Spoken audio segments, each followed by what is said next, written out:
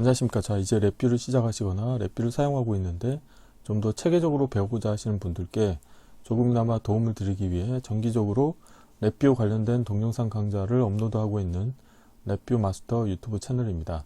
이번 시간에도 이전 강좌에 이어서 랩뷰에서 제공하고 있는 다양한 문자열 함수 중에서 문자열 뒤집기 함수와 문자열 회전 함수를 사용하는 방법에 대해서 살펴보도록 하겠습니다. 우선 강의를 시작하기 전에 구독과 좋아요 그리고 알람 설정을 해주시면 영상을 제작하는 데 큰 힘이 되겠습니다. 자, 블록 다이어그램의 함수 팔레트의 프로그램 카테고리 아래에 문자열 밑에 추가 문자열 함수 아래에 보시면 문자열 회전과 문자열 뒤집기 함수가 있습니다. 그래서 각각의 함수에 대한 도움말을 보시게 되면은 문자열 뒤집기 같은 경우는 입력 문자열이 반드시 인가가 돼야 되고, 이 입력 문자열의 문자의 순서를 거꾸로 변경을 해서 문자열을 생성한 다음에 출력으로 내보내는 함수가 되어 있고요. 문자열 회전 같은 경우는 첫 번째 문자가 끝으로 이동하는 함수가 되겠습니다. 그래서 이번 CS 파일 코드는 프론트 패널 UI는 다음과 같이 문자열 컨트롤 하나가 있겠고, 그 다음에 문자열 인디케이터가 두 개가 있어서 각각의 함수의 출력 결과 값을 볼 건데요. 입력으로는 예를 들어서 랩뷰라고 하는 문자열을 인가해 주시게 되면 문자열 뒤집기 함수의 출력으로 출력 문자열 1의 출력이 나가게 되어 있는데, 이 알파벳 순서가 이제 뒤집어져서 나가는 거죠. 그래서 W가 가장 먼저 나오고 W, I, V, B, A, L이라고 나가겠고요. 출력 문자열 2 같은 경우는 문자열 회전이어서 이거는 첫 번째 문자열만 가장 끝으로 이동합니다. 그래서 이 L이라고 하는 게 맨 끝으로 이동하게 되겠죠. 그런데 만약에 관련된 함수를 모른다, 그러면 이 오른쪽과 같이 직접 코딩을 하셔야 됩니다. 그러니까 관련된 함수 말고 랩뷰에서 제공하는 다른 함수들을 이용해서 코딩을 해야 되는데, 코드를 한번 보시게 되면은 예를 들어서 문자열 뒤집기 함수를 모른다고 하면은 다음과 같이 구현하실 수가 있습니다. 포루프를 하나 운영할 거고, 문자열 길이 정보를 가지고 포루프의 루프 반복 횟수를 선언을 한 다음에 출력으로 내보내기 위한 이제 문자열을 생성하기 위해서 shift 레지스터를 하나 선언하고 초기 값은 빈문자열로 임가를 해 주십니다. 그런 다음에 문자열 잘라내기 함수 입력으로 문자열 길이 같은 경우 지금 랩뷰이기 때문에 총 7개의 문장으로 돼 있죠. 그런데 포르프 같은 경우는 이제 루프의 반복 횟수가 0부터 1씩 증가됩니다. 그렇기 때문에 1을 빼주고요. 그러면은 여기서 인덱스 값은 이제 이 i라고 하는 값은 이제 0부터 1씩 증가하기 때문에 이 문자열 길이에서 1을 뺀 값에서 이 반복 터미널 값을 빼서 그 값을 이 문자열 잘라내기에 인덱스 정보를 인가를 해주십니다. 그리고 그 인덱스부터 나는 문자열 길이 하나만 잘라낸 다음에 그 문자열을 이 shift 레지스터에 계속 추가시키는 거죠.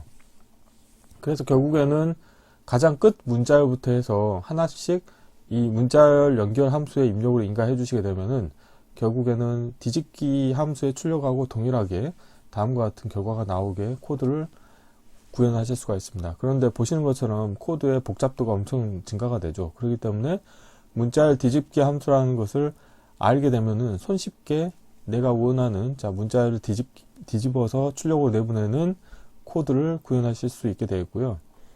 문자열 회전 같은 경우는 조금 더 간단하지만 마찬가지로 코드의 복잡도가 증가가 됩니다. 그래서 문자열 잘라내기 함수를 두 개를 쓸 텐데, 우선 아래 같은 경우는 첫 번째 문자열을 잘라낼 겁니다. 그래서 인덱스는 0이고 길이는 1인 거죠. 그러면은 이 L이라고 하는 값을 잘라내게 되고, 그 다음에 위에 같은 경우는 인덱스 값만 주고 길이를 따로 주지 않으면 입력 길이 개수만큼을 잘라낸다는 의미가 되겠습니다. 그래서 이 A부터 W까지를 잘라낸 값이 나오게 되겠고, 근데 문자열 연결해서 첫 번째로 잘라낸 문자열을 맨 끝으로 보냈기 때문에 결국에는 문자열 회전과 같은 동일한 결과가 나오는 것을 확인하실 수 있게 되겠습니다. 이론은 이 정도로 마치겠고, 실제 실습을 해보도록 하겠습니다. 바탕화면에서 새로 만들기의 폴더에 문자열 뒤집기 및 문자열 회전 함수 사용하기라고 하겠고요. 경로를 복사하신 다음에 랩뷰에서 새 VI에서 컨트롤 S 누르시고 경로를 붙여 넣으시고요. 자, 테스트할 vi 이름도 동일하게 하겠습니다. 자, 프론트 패널 UI를 먼저 꾸며 볼까요? 자, 컨트롤 팔레트에서, 자, 실버에서, 문자열에서 하나는, 자, 프로퍼티에서 입력 문자열이라고 하겠습니다. 입력. 그리고 자리 맞춤은 제가 가운데로 하겠습니다. 관련된 값을 하나 복사하신 다음에, 자, 인디케이터로 변경하시겠고요. 자, 출력 문자열이라고 하겠고요. 1로 하겠습니다. 그리고 또 하나 복사하신 다음에, 자, 이거는 출력 문자열 2가 되겠죠. 자, 이렇게 하시게 되면, 자, 프론트 패널의 UI는 다 완성이 됐고, 자, 입력 문자열의 초기값은 랩뷰라고 하는 값을 인가해 주도록 하겠습니다. 그래서 선택하신 다음에 편집해서 선택된 값을 기본값으로 하시면 되겠고요. 자, 다음으로는, 자, 블록 다이어그램 코드를 좀 구현해 보도록 하겠습니다. 자, 여기에서 간격을 좀 띄워 놓으시고요. 자, 첫 번째 같은 경우는, 자, 문자열 카테고리에, 자, 추가 문자열 함수에 가보시게 되면은, 문자열 뒤집기라고 하는 함수가 있습니다. 그래서 라벨 보이게 하겠고, 관련된 값에 입력으로, 입력 문자열 넣어주시고, 이 출력을 연결해 주시게 되면 되겠고요. 다음으로는 문자열 회전이라는 함수가 있죠. 그래서, 자, 입력 문자열을 동일하게 넣어 주시겠고, 자, 문자열 회전의 출력 값을 또 보시게 되면은, 자, 이렇게 한번 볼게요. 이렇게 하고 실행을 해 볼게요. 자, 문자열이 뒤집어졌고, 그 다음에 첫 번째 문자열이 맨 끝으로 갔죠. 자, 그런데 만약 이 함수를 모른다 그러면은 좀 전에 봤던 것과 같이 직접 코딩을 하셔야 되겠죠. 그래서 한번 실습을 해보도록 하겠습니다. 자, 구조에서, 자, 다이어그램 비활성화 구조를 이용하시게 되면은,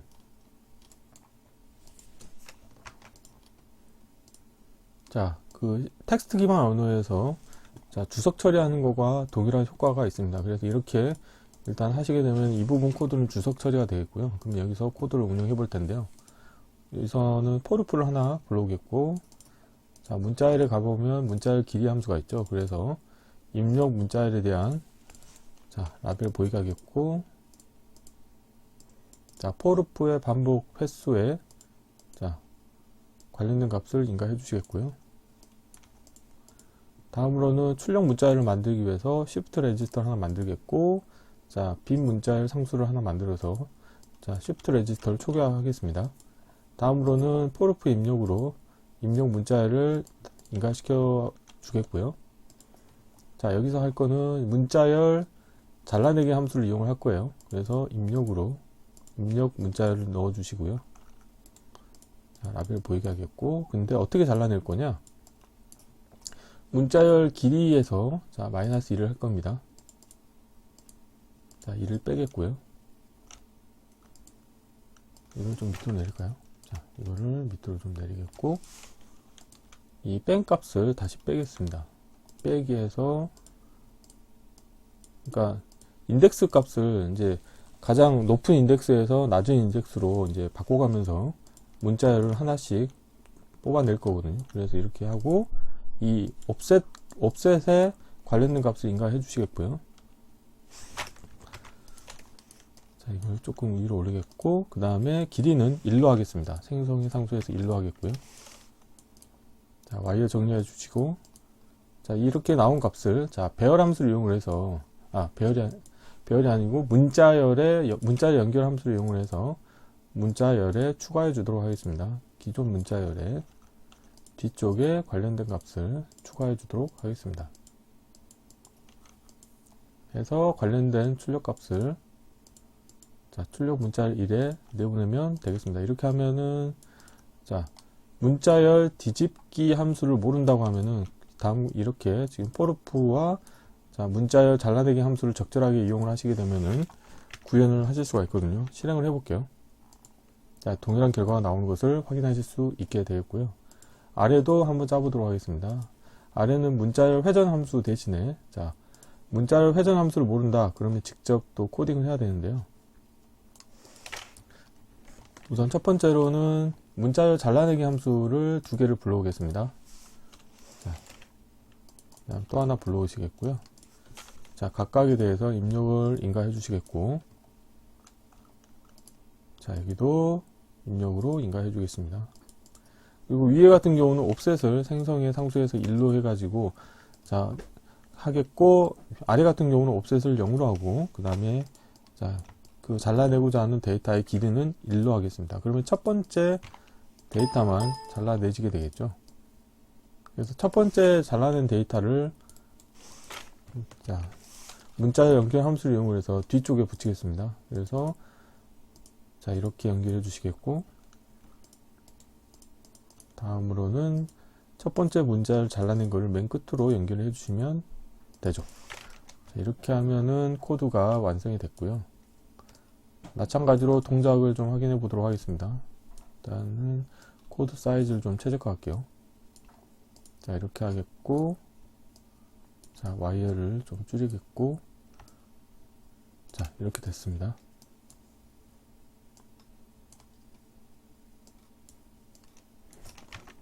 자, 실행을 해볼게요. 실행을 해보시게 되면은, 자, 필요 없는 건 다 안 보이게 하겠고, 실행을 하면은 동일한 결과가 나오는 것을 확인하실 수 있습니다. 자, 그래서 이번 시간에는, 자, 문자열 카테고리에서 제공하고 있는 다양한 함수 중에서 문자열 뒤집기라는 함수와 그 다음에 문자열 회전 함수, 다시 이걸 원복시킬게요. 자, 활성화시키고 이 부분을 활성화시킵니다. 자, 그래서 구조에서 보시게 되면은, 자, 헬프를 보시게 되면 다이어그램 비활성화 구조라고 하는 것을 이용하시게 되면은 텍스트 기반 언어에서 뭐 if 제로 같은 걸 이용을 한다거나 뭐 슬래시 별표 해가지고 주석을 처리하는 거하고 동일한 효과가 있습니다. 그래서 코드를 직접 삭제는 하지 않는데, 자, 컴파일을 해서 실행을 할 때 관련된 부분이 실행이 되지 않게 운영하실 수가 있습니다. 그래서 코드를, 이제 이건 좀 다른 이야기지만 코드를 구현하신 다음에 모듈화 작업을 할 때, 예를 들어서 다음과 같이 일단 피저빌리티를 검증하기 위해서 코딩을 했다. 그런데 이 부분을 이제 모듈화를 통해서 코드를 아주 그 가독성을 좋게 하고 싶다. 그러면은 다이어그램 비활성화 구조를 이용하신 다음에 기존 코드를 주석 처리하고, 자, 새로운 그 최적화된 코드를 구현하신 다음에 관련된 코드가 정상적으로 동작을 한다고 생각을 하시면